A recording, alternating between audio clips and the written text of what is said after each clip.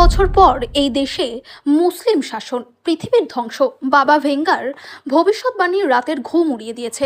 বাবা ভেঙ্গা 20 শতকের একটি প্রখ্যাত ভবিষ্যৎ বক্তা, যার আসল নাম ছিল ভেঙ্গেলিয়া পান্ডোভা গোস্টেরোভা। তার ভবিষ্যৎবাণীর মাধ্যমে বিশ্বকে বিস্মিত করে দিয়েছেন।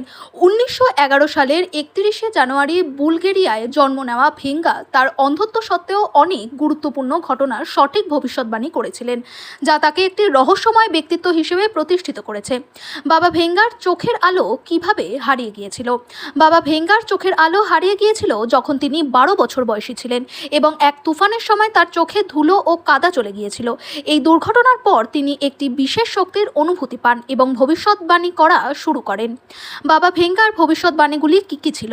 বাবা ভেঙ্গা অনেক গুরুত্বপূর্ণ ঘটনার ভবিষ্যৎবাণী করেছিলেন, যার মধ্যে দ্বিতীয় বিশ্বযুদ্ধ, সোভিয়েত ইউনিয়নের ভাঙন, 9/11 সন্ত্রাসী হামলা এবং 2004 সালের বিধ্বংসী সুনামি অন্তর্ভুক্ত।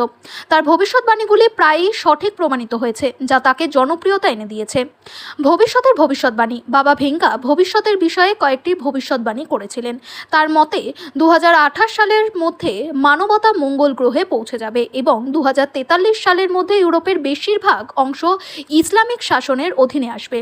তিনি 3005 সালের একটি বড় বিশ্বযুদ্ধের ভবিষ্যৎবাণীও করেছিলেন, যা পৃথিবীর জলবায়ু এবং মানব সভ্যতার উপর গুরুতর প্রভাব ফেলবে। বাবা ভেঙ্গার মৃত্যু কিভাবে হয়েছিল?